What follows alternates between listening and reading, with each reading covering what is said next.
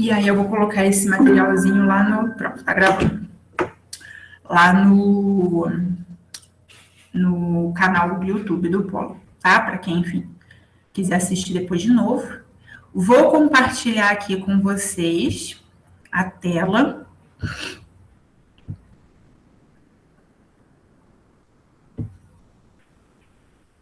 Aqui.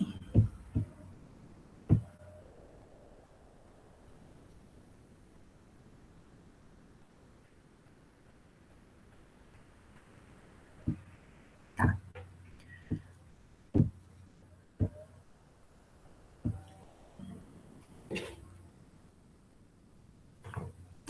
Bom, tá aparecendo aí para vocês. Hoje a aula vai ser um pouquinho diferente. Eu vou fazer... A gente vai concentrar mais nos exercícios. E aí, entre um exercício e outro, eu vou dando algumas explicações sobre o conteúdo do exercício, que assim a gente dá conta dos temas que foram vistos nessa aula e, ao mesmo tempo, a gente exercita, né, esse conhecimento. Então, deixa eu abrir aqui. Se vocês quiserem falar, vocês podem abrir o microfone, porque se vocês escreverem no chat, vai ficar difícil para eu conseguir ler por conta de eu estar conseguindo ver só a minha tela nesse momento, né?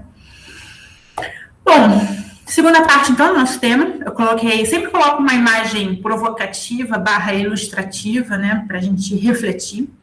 Na aula que a gente viu sobre a nossa última live, né, que deu problema, mas depois eu gravei, coloquei o conteúdo lá no canal do Polo no YouTube. Eu coloquei uma imagem de uma estátua do Cristóvão Colombo, que estava decepada. Essa estátua, ela está localizada nos Estados Unidos. Agora eu não lembro, acho que é em Boston, se eu não me engano.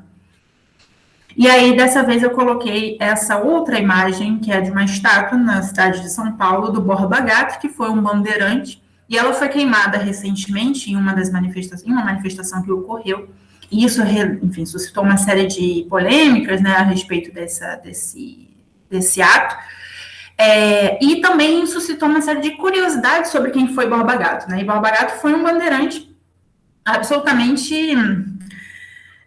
com práticas na vida dele, ele construiu a vida dele a partir de práticas extremamente violentas, né, imorais, de estupro, de assassinato, de perseguições, de morte, e como toda a cidade de São Paulo, né, há muitos monumentos em homenagem aos bandeirantes, né, como figuras heróicas, mas é importante a gente pensar dentro, quando a gente está estudando história, refletir sobre o que representou, né, algumas figuras históricas, o que de fato esses bandeirantes representavam, o que eles foram na história, o que de fato eles fizeram, né?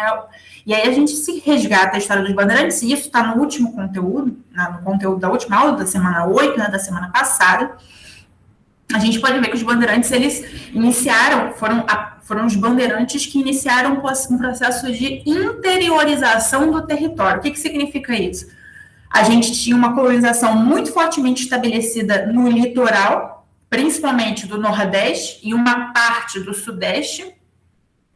E, a partir do século XVIII, a gente começa a ter a interiorização desse território, ou seja, esses colonos, né, eles começam a penetrar no interior do território, né, expandindo, então, a área de domínio da coroa portuguesa sobre essa região aqui da América Latina, que a gente depois vai chamar de Brasil, né? Então, os bandeirantes foram fundamentais nesse processo, e essa interiorização, ela vai ser feita através do apresamento, né, de quilombolas, ou seja, de escravizados que haviam fugidos, né, da condição de escravidão e se refugiado, né, em núcleos de sobrevivência e resistência, que são os quilombos. Então, são quilombolas que são perseguidos, indígenas que vão ser apresados, vão ser escravizados.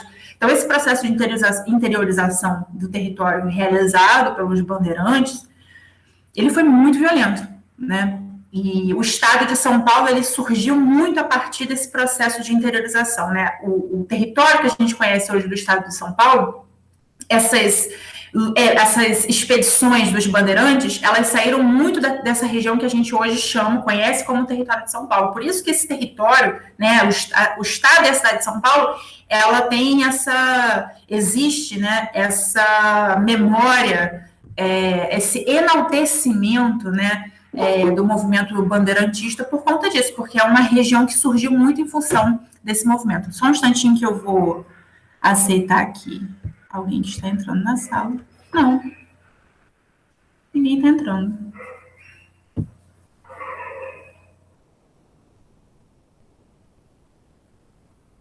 Bom, pensei que eu tivesse ouvido. Então, bom, aí eu coloquei essa imagem aqui para a gente refletir um pouquinho, porque remete a algum conteúdo que a gente já viu na nossa última aula, né? E aí, relembrando alguns pontos da aula passada, na videoaula 9, quem não assistiu, enfim, está lá disponível no canal do PVS, rapidinho, no canal do PVS, no YouTube, Tamires. Oi, Tamires. Essa aula 9 está disponível lá no canal do PVS no YouTube. E a gente viu, então, o início desse processo colonizatório, que vai começar no século XVI, ou seja, dos anos 1501 em diante, né? Até o século XVII. Então, a gente viu essa primeira parte, né? E aí a gente falou sobre as relações dos portugueses com os povos nativos ou povos originários. São termos que aparecem nas provas. Povos nativos ou povos originários, tá? A gente está falando das nações indígenas, né?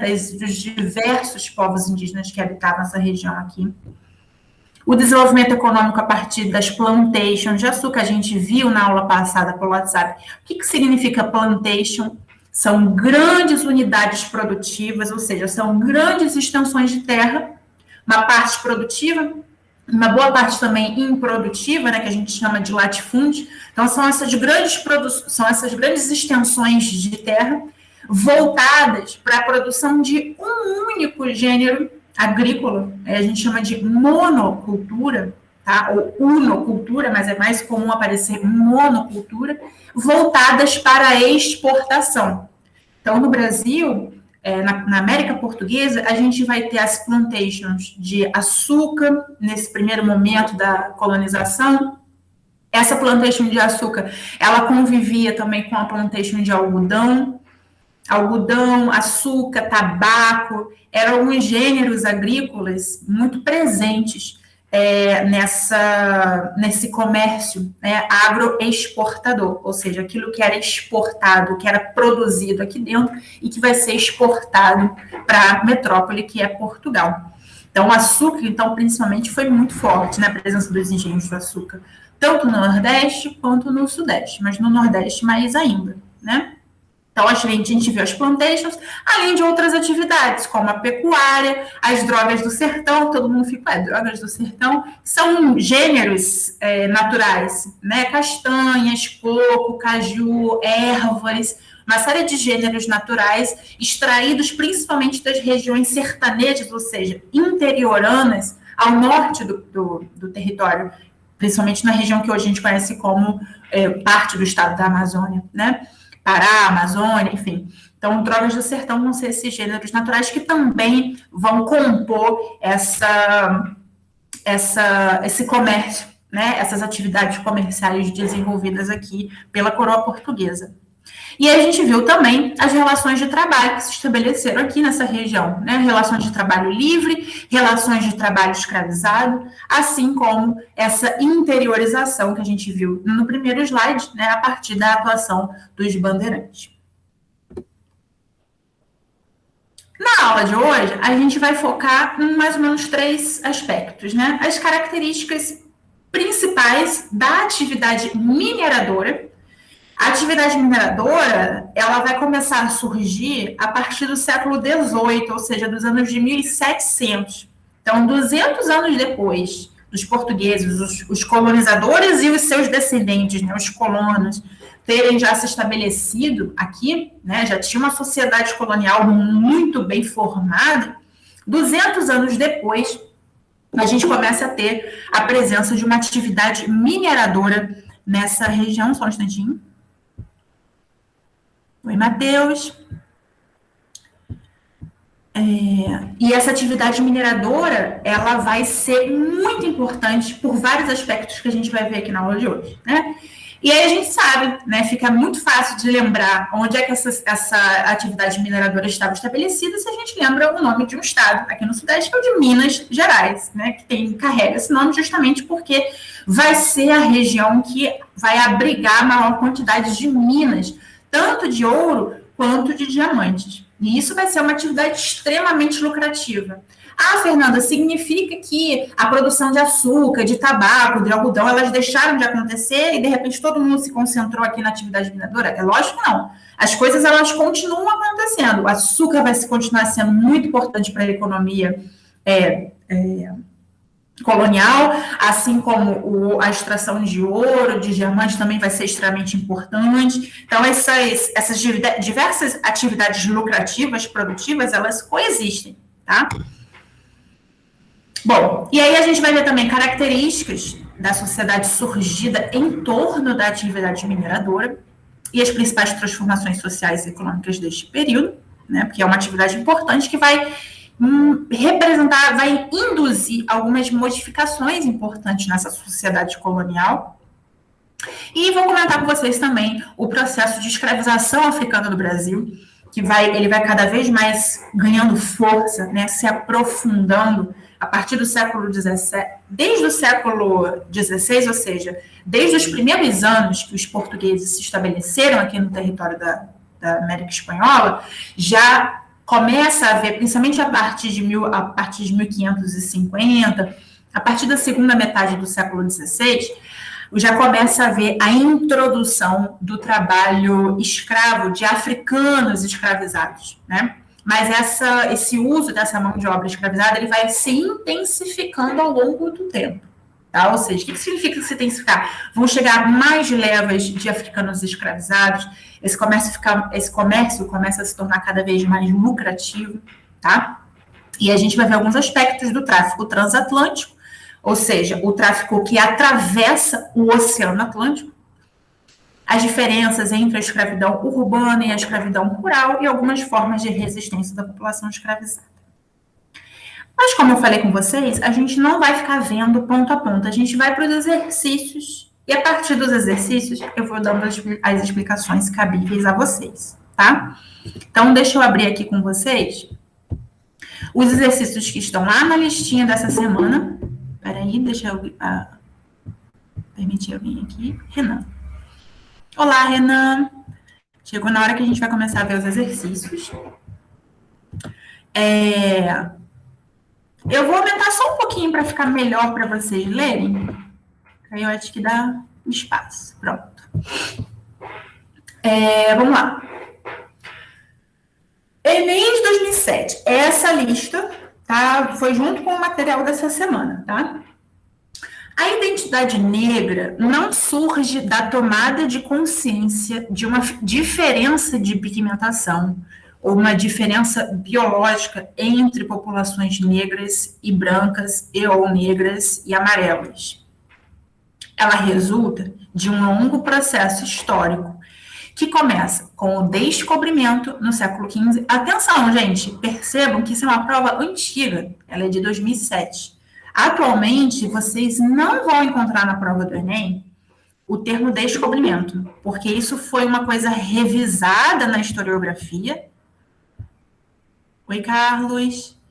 Isso foi uma coisa revisada na historiografia, né? A gente passou a deixar de utilizar o termo descobrimento, substituí-lo por invasão, conquista, né? Porque eles traduzem melhor esse processo sem anular os diversos povos que estavam estabelecidos nesses territórios que foram colonizados no mundo inteiro, né?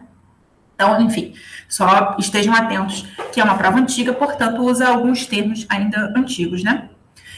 Então, ele está falando aqui da identidade negra, que ela não surge da tomada de uma consciência de diferença de pigmentação da cor da pele. Ela não surge por essa percepção das diferenças das cores das peles. Ela resulta de um longo processo histórico que começa com o descobrimento, conquista, né, no século XV, do continente africano e de seus habitantes pelos navegadores portugueses. descobrimento esse que não abriu caminho às relações, perdão, descobrimento esse que abriu o caminho às relações mercantilistas com a África, ao tráfico negreiro, à escravidão e, enfim, à colonização do continente africano e de seus povos. Vamos tentar entender o que esse texto está falando. Ele está falando, ele tá chamando atenção para como que essa identidade negra ela vai ser construída nos territórios coloniais, né, nos territórios que foram colonizados, tá? A gente vai ver as alternativas e vai debater esse texto. Com relação ao assunto tratado do texto acima, é correto afirmar que, letra A colonização da África pelos europeus foi simultânea ao descobrimento desse continente. Letra B. A existência de lucrativo comércio na África levou os portugueses a desenvolverem esse continente. C. O surgimento do tráfico negreiro foi posterior ao início da escravidão no Brasil. D. A exploração da África decorreu do movimento de expansão europeia do início da Idade Moderna. E a colonização da África antecedeu as relações comerciais entre esse continente e a Europa. Qual alternativa vocês acham que está correta? Pensem e me digam. A. Letra A.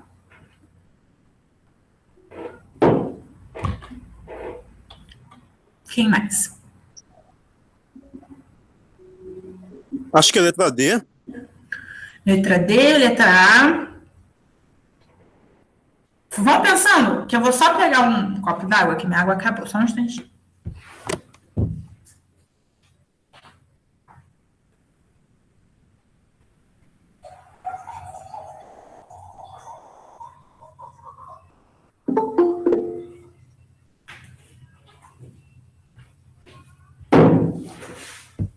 Só um instantinho, gente, eu vou sair da tela só para deixar a Clara entrar. Oi, Clara. Deixa eu voltar aqui, pronto.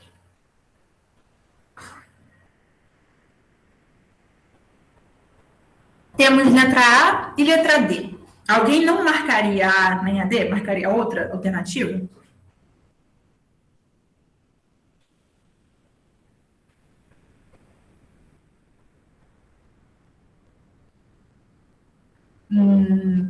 Não? Podemos ver? Vou comentar com vocês. Vamos lá. O gabarito é a letra D, tá? A exploração da África decorreu do movimento de expansão europeia do início da Idade Moderna. E aí eu vou comentar por que a letra A não está correta, tá? Olha o que ele fala. A colonização da África pelos europeus foi simultânea ao descobrimento desse continente. Ou seja, ele está falando que, ao mesmo tempo em que esses portugueses chegaram ao território africano, aos diferentes territórios africanos, ao mesmo tempo em que eles se estabeleceram lá, já teve início uma colonização. Mas isso não vai acontecer. A colonização de alguns territórios africanos pelos portugueses, né, principalmente na costa, ela vai acontecer depois. A gente viu na aula sobre a expansão marítima portuguesa, né? A gente viu que os portugueses eles vão avançando de pouquinho em pouquinho, principalmente ao longo da costa, né, do continente africano, porque o objetivo deles era chegar lá nas Índias, né, com o comércio de especiarias das Índias. Então, a gente vai vendo que eles vão pouco a pouco, né, se estabelecendo nesse território e conhecendo esse território, né? Só depois, isso ao longo, essa expansão marítima portuguesa, ela se inicia nos anos de 1400, e só ao final dos anos de 1400 é que, de fato, esses portugueses vão iniciar vão se estabelecer e vão iniciar a colonização de algumas dessas regiões, principalmente na costa do continente africano.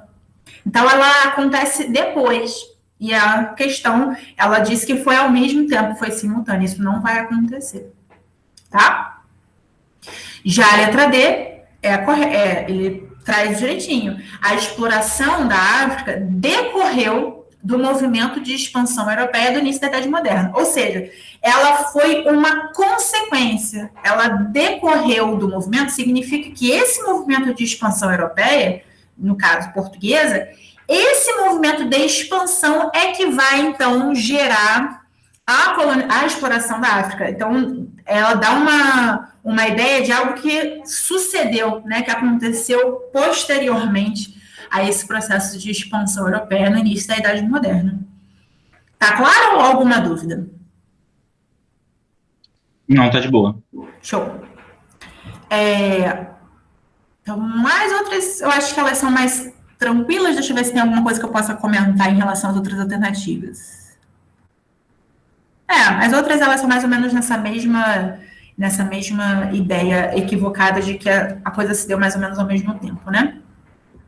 Então, vamos à nossa segunda questão.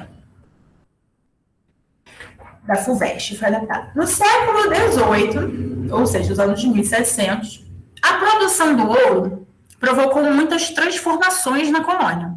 Fernanda? Oi? A ordem que você está fazendo é a ordem que tá o questionário? Que foi o questionário? Isso. Ah, tá. Não, beleza. É o que eu anotei aqui, o gabarito, para eu poder ver o que eu errei. Ah, sim, beleza. Valeu. Tá ótimo, tá na ordem certinho. No século XVIII, a produção do ouro provocou muitas transformações na colônia. Entre elas, podemos destacar a urbanização da Amazônia, o início da produção do tabaco, a introdução do trabalho livre com os imigrantes. B, a introdução do tráfico africano, a integração do índio, a desarticulação das relações com a Inglaterra. C, a industrialização de São Paulo, a produção de café no Vale do Paraíba, a expansão da criação de ovinos em Minas Gerais. Ovinos é leite, queijo, produção principalmente leiteira, né? Em Minas Gerais, e ovos, no caso. A preservação da população indígena, a decadência da produção algodoeira, a introdução de operários europeus, ou o aumento da produção de alimentos, a integração de novas áreas por meio da pecuária e do comércio, a mudança do eixo econômico para o sul, sudeste. Qual dessas alternativas melhor caracteriza esse século XVIII aqui na América Portuguesa? B. Perdão, professora. Eu acho que o questionário que está aparecendo para mim não está o da senhora. Ué. Eu também acho que não está na ordem, porque eu acho que não está batendo. Quer dizer, só foi uma, né, até agora. Mas eu acho que não está batendo com o gabarito que eu anotei. Mas não tem problema, eu vou tentando me achar aqui. Mas acho que não está, não. Mas vocês... Eu estou procurando as questões porque eu ainda não fiz. Eu ia fazer agora junto, mas eu não estou achando nenhuma questão aqui. Acho que está diferente. Mas vocês abriram parte 2? Porque tem o parte 1 e tem o parte 2. E aí eu não sei. Eu acho que foi o 2. Porque eu peguei o 2 lá na pastinha e abri aqui. Só que como também tem a parte 1, e é o mesmo título, Colonização da América Portuguesa, só que só muda esse depois, né? Parte 1 e parte 2, talvez vocês possam estar vendo a parte 1. Mas eu mando para vocês esse link, enfim, não se preocupem com isso. Tá bom. Vocês vão ter ele atualizado. Aqui no meu só tá a parte 1, então não tem a parte 2. Beleza. Sabe o que deve ter acontecido? Porque eu subi eu sempre subo toda semana todos os materiais lá para o nosso Google Classroom, né? Uhum. Mas eu notei. Muito obrigado. Eu notei ontem que ele estava no rascunho, tipo, eu subi tudo na segunda-feira, achando que eu estava, né, de manhã cedo, tipo, ai, que maravilha, eu vou jogar já tudo lá no Classroom. Aí eu fui ver na sexta que estava como se fosse rascunho, como se por alguma razão o material não tivesse carregado. Não, mas carregou, porque eu fiz na segunda. Acho que você colocou no grupo de tarde e de noite eu consegui fazer. Eu fiz no mesmo dia. Ué, é estranho. Mas fiquem tranquilos, esse é o questionário dessa semana. E aí eu mando para vocês terem atualizadinhos, caso, enfim, vocês não tenham. Depois eu olho lá direitinho. Se não tiver feito, eu Beleza. faço de novo. Tá. Show. Então, vamos lá. A gente está na nossa questão 2. E aí, bom, qual dessas alternativas vocês acham que caracteriza melhor esses elementos no século XVIII aqui da América Portuguesa? B. Letra B de bola. Uhum. Tá. Eu acho que é a última. A última O Matheus colocou no chat B também. Também acho a B.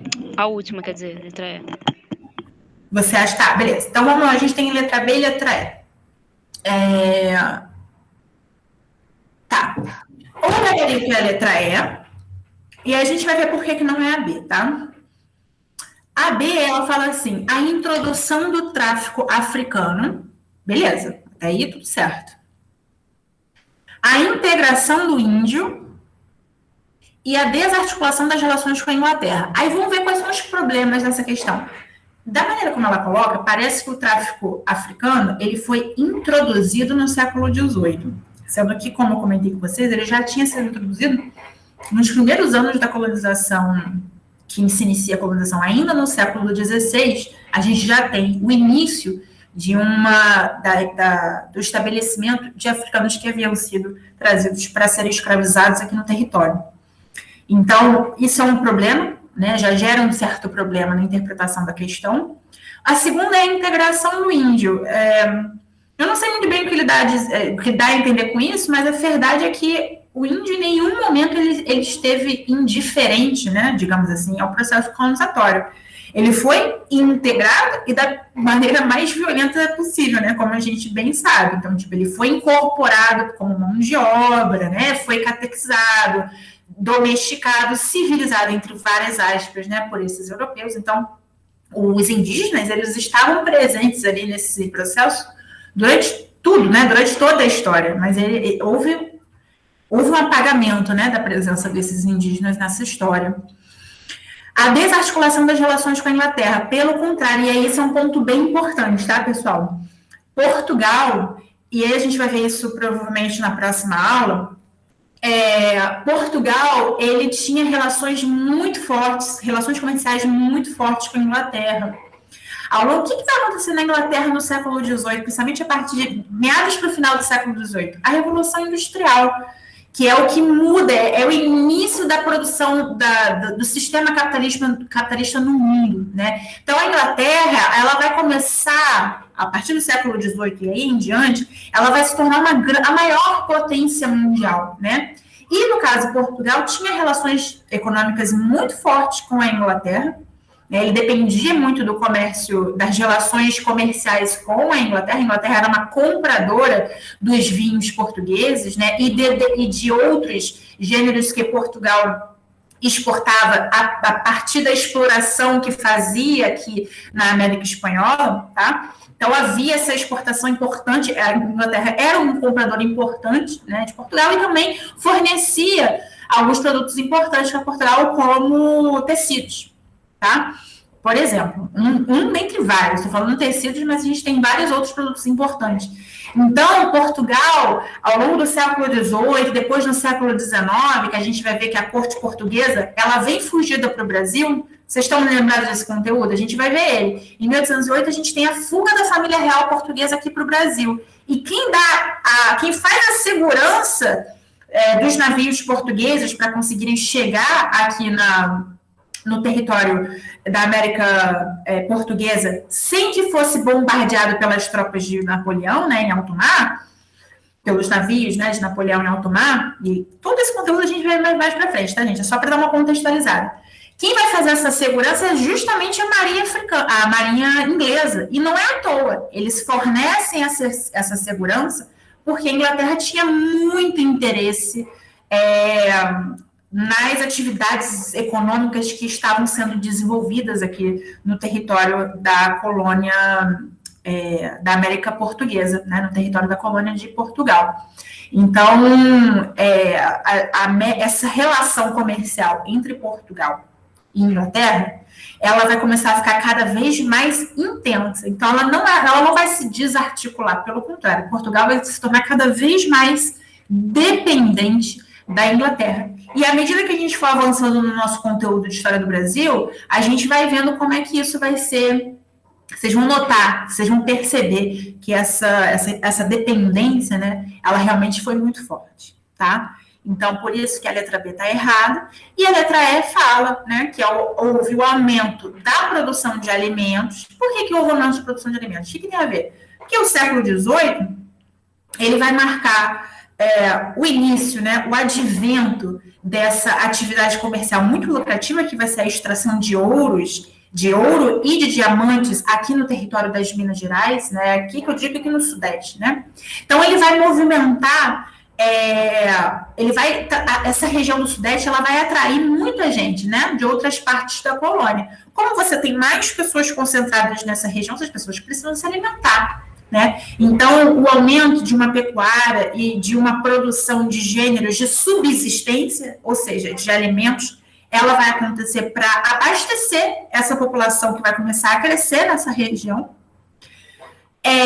Há também a integração de novas áreas por meio da pecuária e do comércio, ou seja, começa a haver uma integração maior entre as várias regiões da colônia, por conta dessa intensificação da circulação de pessoas, de mercadorias aqui nesse território do Sudeste, né, com a extração do ouro. O ouro era extraído de Minas e ele descia até o porto, a região portuária do Rio de Janeiro e de São Paulo, para que ele atravessasse o Atlântico e chegasse em Portugal, né? Então, a gente tem uma série de novas rotas, de novos caminhos que vão sendo abertos, né, para dar conta do escoamento dessa produção aurífera, né, e de diamante. E, além disso, então, a gente também tem a mudança do eixo econômico para o sul-sudeste, né? Antes, a gente tem um predomínio, né, das monoculturas de açúcar e de algodão no Nordeste. Elas vão continuar existindo, mas a atividade mineradora, ela fica muito lucrativa. Então, todos os olhos da coroa, todas as atenções passam a se voltar para o Sudeste. Então, o Sudeste, ele tem um peso, né, ele assume um peso maior, né, na balança comercial da metrópole, que vai ser a coroa portuguesa, né, nesse momento. Ficou claro? Tranquilo mesmo? Alguma dúvida que vocês tenham? Nenhuma dúvida.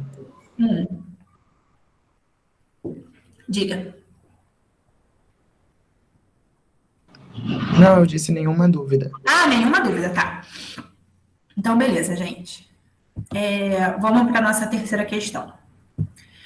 O desenvolvimento da economia mineradora no século XVIII teve diferentes repercussões sobre a vida colonial, conforme se apresenta caracterizado numa das opções a seguir.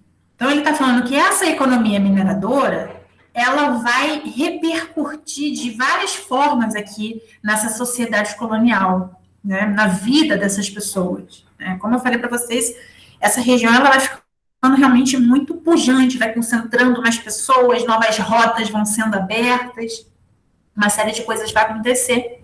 E aí ele quer que vocês assinalem a questão que melhor apresenta, né, algumas dessas repercussões. Letra A. Incremento do comércio interno e das atividades voltadas para o abastecimento na região Centro-Sul. Movimento de interiorização, conhecido como bandeirantismo, responsável pelo fornecimento de mão de obra indígena para as minas. Descentralização da administração colonial para facilitar o controle da produção. Sufocamento dos movimentos de rebelião graças à riqueza material gerada pelo ouro e pela prata, ou retorno em massa para a metrópole dos colonos enriquecidos pela nova atividade. Essa é bem parecida com a questão anterior, se vocês observarem.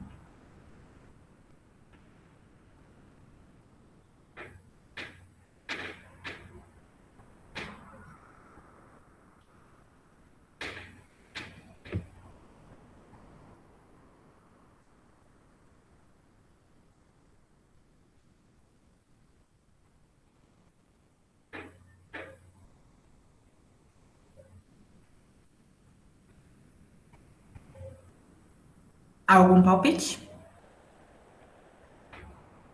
Eu tô em dúvida entre a A e a B. A A e a B. Tá, beleza. Vou partir, então, dessa dúvida para a gente avançar. A alternativa correta é a letra A. E a gente vai ver por que não é a B.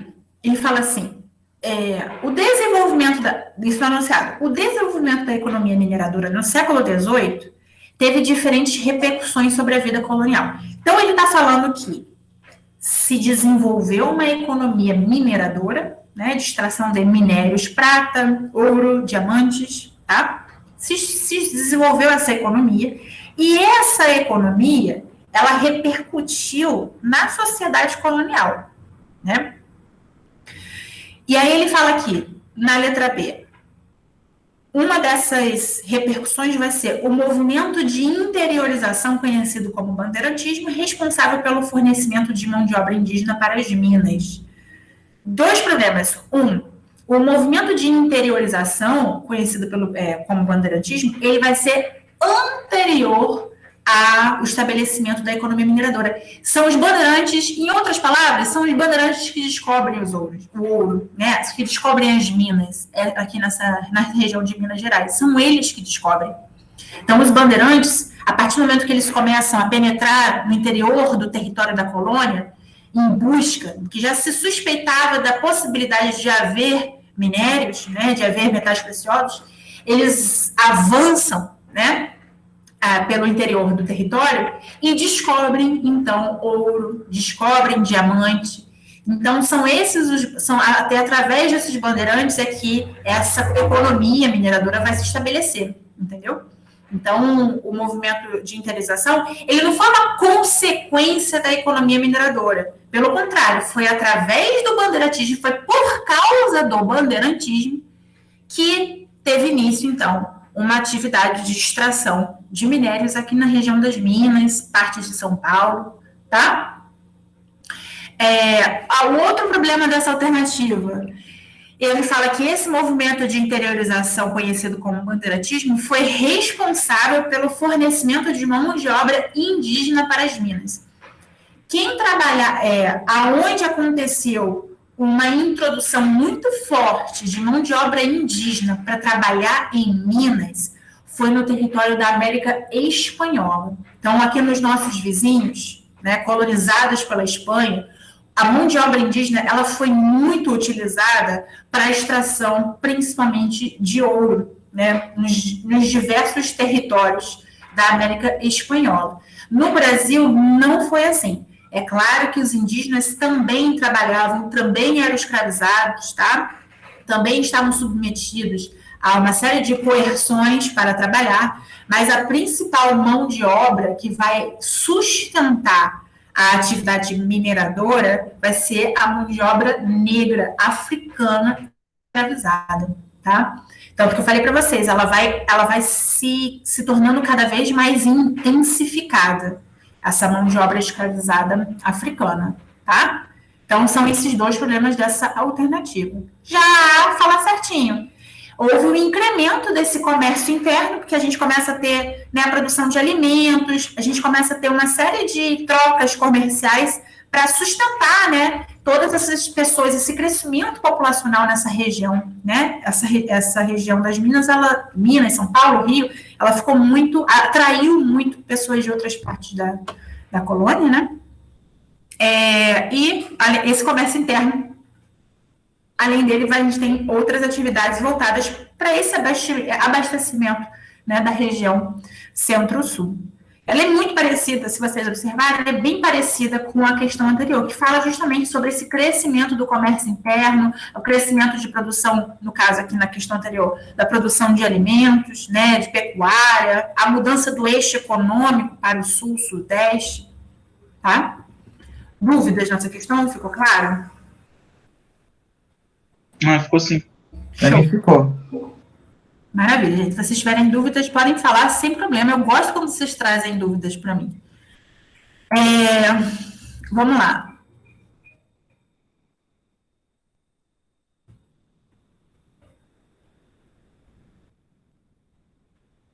Deixa eu só ver se eu posso pular uma questão com vocês.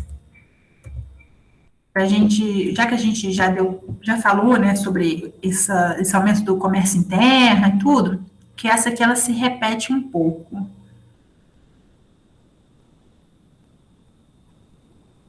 Aqui, essa questão, eu não vou fazer ela no momento, mas se vocês fizerem em casa, tiverem dúvidas, vocês podem trazer para mim, tá? Mas essa questão da Mackenzie, ela é bem similar às outras questões, né? Ela reforça a questão da dependência de Portugal em relação à Inglaterra, tá? A alternativa é a letra E. Então, ela reforça só essa dependência econômica de Portugal em relação à Inglaterra. E também comenta um pouco sobre esse processo mesmo de como que essa atividade mineradora ela vai fortalecer essa economia que estava sendo desenvolvida aqui nesse eixo sul e sudeste, tá? Não vou fazer ela agora com vocês, o gabarito é a letra E. Se vocês tiverem dúvidas e quiserem falar comigo, vocês podem ficar à vontade, podem me chamar no privado, podem mandar no grupo, enfim, fiquem à vontade. Eu vou passar para essa, porque essa do dia em 2012 ela é bem importante. Em 2012, torna-se claro que quem descobriu a África no Brasil, muito antes dos europeus, essa questão parece com a primeira.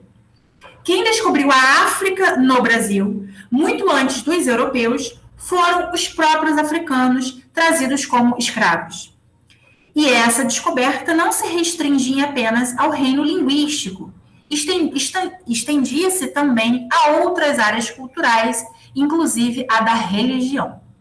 Há razões para pensar que os africanos, quando misturados e transportados ao Brasil, não demoraram em perceber a existência entre si de elos culturais mais profundos. Com base no texto, ao favorecer o contato de indivíduos de diferentes partes da África, a experiência da escravidão no Brasil tornou possível letra A formação de uma identidade cultural afro-brasileira, B, a superação de aspectos culturais africanos por antigas tradições europeias, C, a reprodução de conflitos entre grupos étnicos africanos, D, a manutenção das características culturais específicas de cada etnia, ou a resistência à incorporação de elementos culturais indígenas. Qual dessas alternativas melhor ilustra o que está contido no texto? A. Letra A. Alguém não marcaria a letra A? Eu até marcaria a letra A, mas também estou em dúvida entre a D. Mas eu também ficaria com a letra A. D, tá, beleza. Vamos lá, A e D. A alternativa é a letra A. Acertei uma, pelo menos. Faz parte. É bom que quando a gente erra, a gente tem motivo para ler o gabarito com mais atenção, né? E aí vai É mesmo. as coisas. Então, a letra D não está correta, né? A gente também tem a manutenção de características culturais específicas de cada etnia, né? Cada uma das que chegam aqui, elas se identificam entre si e aprofundam suas características específicas, ela está correta. Mas é aquela coisinha das questões de múltipla escolha. Tem uma correta, mas tem uma mais completa, porque o que o texto fala? Ele foca muito aqui, ó. E essa descoberta não se restringia apenas ao reino linguístico, estendia-se também a outras áreas culturais, inclusive a da religião. Há razões para pensar que os africanos, quando misturados e transportados ao Brasil, não demoraram em perceber a existência entre si de elos culturais mais profundos. Então, ele está falando de misturas. Ele está dando conta de uma coisa que, para além da manutenção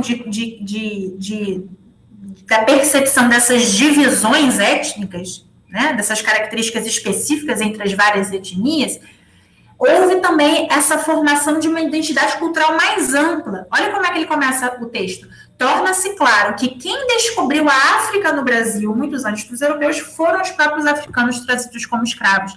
Ou seja, no momento que eles chegam aqui, eles olham uns para os outros, eles entendem que havia algo que unia todas essas diversas etnias que vão vir aqui, vão ser trazidas, né, forçadamente e vão servir a essa estrutura da escravidão, né? Então, a partir daí forma-se uma identidade cultural afro-brasileira muito forte. O texto ele enfoca mais nessa identidade que extrapola as diferenças étnicas, né? Essa escravização, né, de africanos que se inicia no século XVI e vai até o século que se inicia no século XVI e até o século XVIII, né, vai se aprofundando, ela só vai ser extinta no século XIX, a gente vai ver, né? Mas ela se aprofunda muito entre o século XVI e o século XVIII. Ela vai ser responsável pela retirada de quase 13 milhões de pessoas do continente africano, tá? Dessas 13 milhões de pessoas, mais de 5 milhões vieram para o Brasil. Então, todos os africanos retirados à força de seus locais natais, né? Eles foram trazidos para a América Portuguesa? Não. Vamos lembrar que o comércio transatlântico de escravizados, né? Ele vai alimentar uma série de colônias em várias partes do globo, ok? América Espanhola, América Inglesa, tá? E outras possessões coloniais em outras partes do globo, no próprio continente africano, né, colonizado por europeus, como também em parcelas do ocidente do continente asiático, tá? Então, só que dessas cerca de 13 milhões, mais ou menos 5 milhões seriam embarcados aqui no Brasil. Somente no Rio de Janeiro chegaram mais de 2 milhões de pessoas escravizadas. O Rio de Janeiro era conhecido, principalmente a região portuária do Rio de Janeiro, onde hoje está a Pedra do Sal, a Gamboa. Sempre tem um samba, inclusive, na Pedra do Sal. Recomendo, é muito bom, mas está meio que interrompido por conta da pandemia, né? Toda essa região, ela respira muito essa herança negra, né? E essa região ela era chamada de Pequena África, porque só pelo porto do Rio de Janeiro chegaram cerca de 2 milhões de pessoas, de africanos escravizados, né? Tornando o porto da cidade a maior porta de entrada de africanos escravizados no mundo. Foi um dos portos que mais recebeu escravizados no mundo inteiro. Então, a gente está falando de um processo absolutamente longo, cruel e extremamente importante para o enriquecimento desses setores poderosos aqui da sociedade colonial, depois da sociedade imperial, até ser extinto em 1888, a gente vai ver isso, tá? Então, essa diáspora africana, que é como a gente chama esse fenômeno, né, histórico da imigração forçada de pessoas do continente africano que embarcam nos territórios coloniais para trabalharem, ela vai ser extremamente expressiva, né? E pessoas de diversas etnias foram transportadas para o Brasil. Os gegés, iorubás, os bantus, foram alguns dos grupos arrancados à força dos seus territórios de origem, tá? Gente, a gente chegou em 5 horas. Se vocês me derem permissão, eu queria só comentar só mais 2 slides com vocês. Aí vai faltar 2 slides, mas aí não tem problema, vocês podem fazer os exercícios e consultar os slides, que eu deixei bem explicadinho e está bem associado com os exercícios dessa lista, tá? Um fala sobre os conflitos, 2 conflitos importantes que vão acontecer aqui no território da colônia no século XVIII, que é a Guerra dos Emboabas e a Revolta de Filipe dos Santos, ou a Revolta de Vila Rica. Vila Rica é como a gente conhece hoje a cidade de Ouro Preto, né? Uma das cidades históricas de Minas Gerais.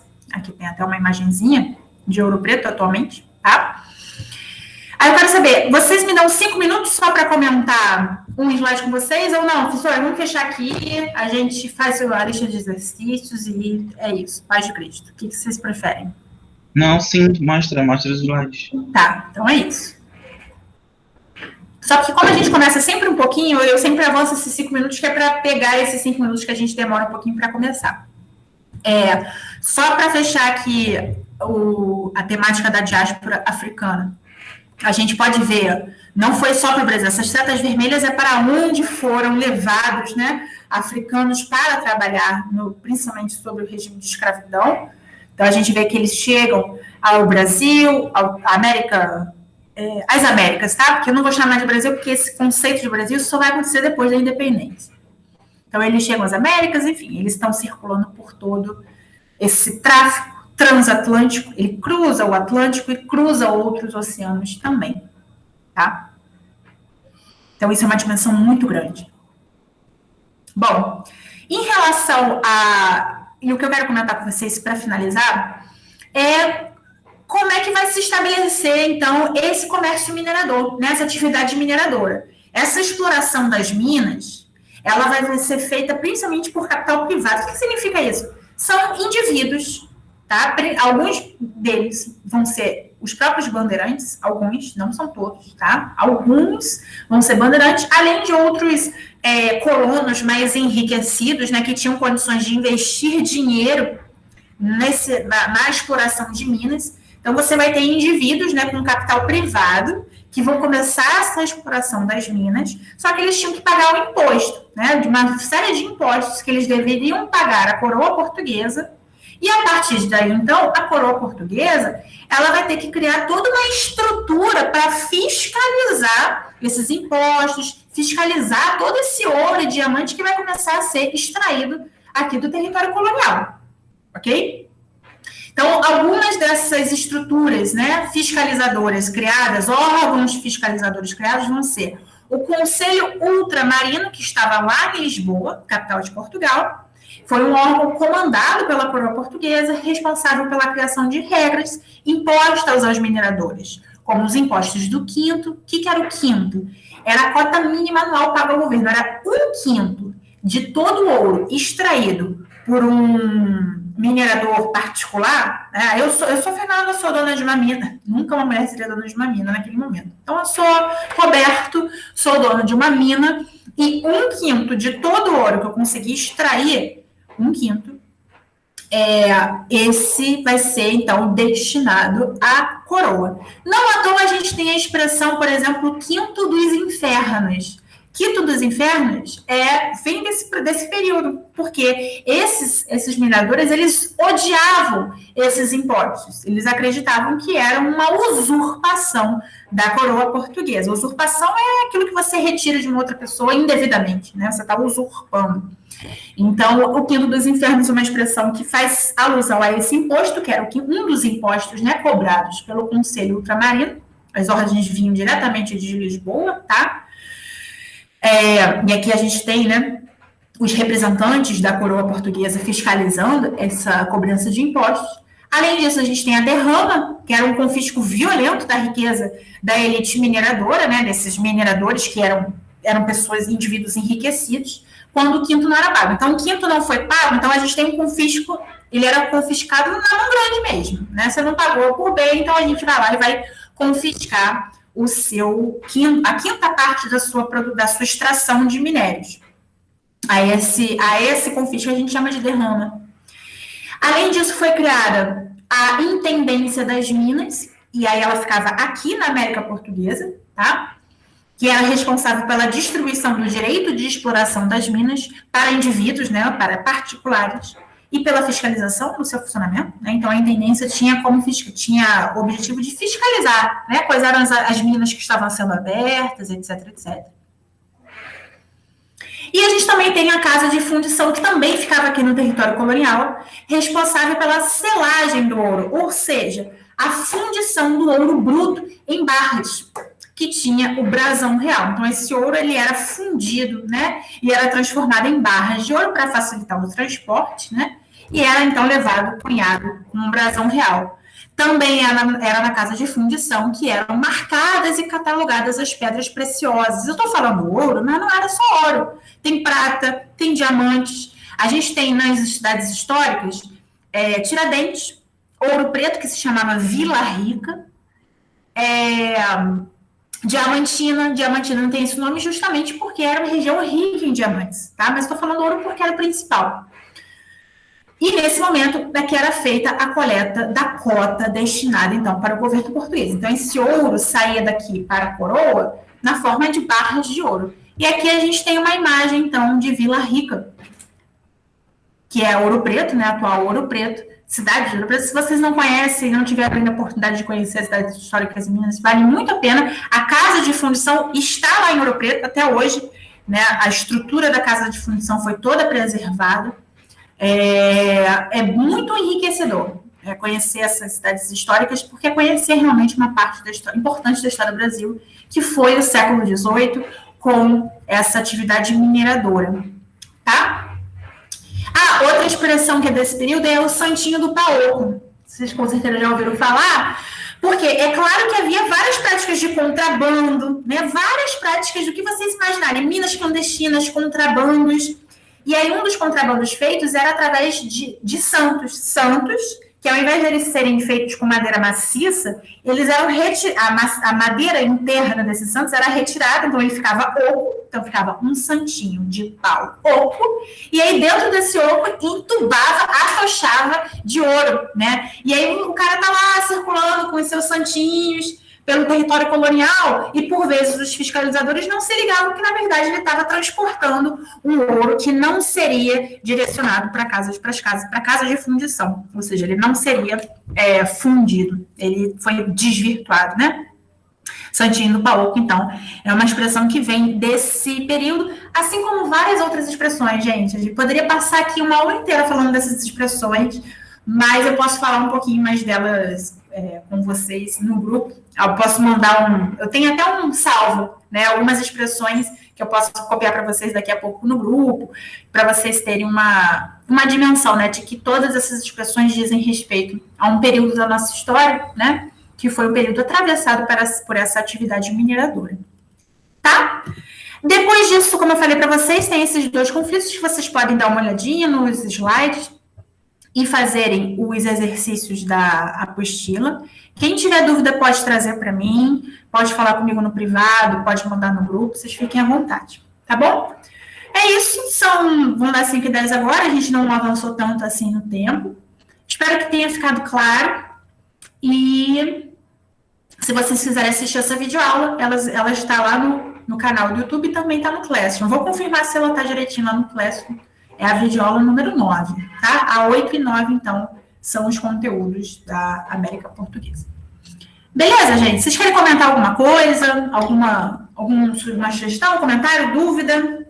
Não, eu ia perguntar na apostila, qual é o capítulo que tá? Boa pergunta. Foi Rafael que perguntou, né? Aham. Rafael, Oi.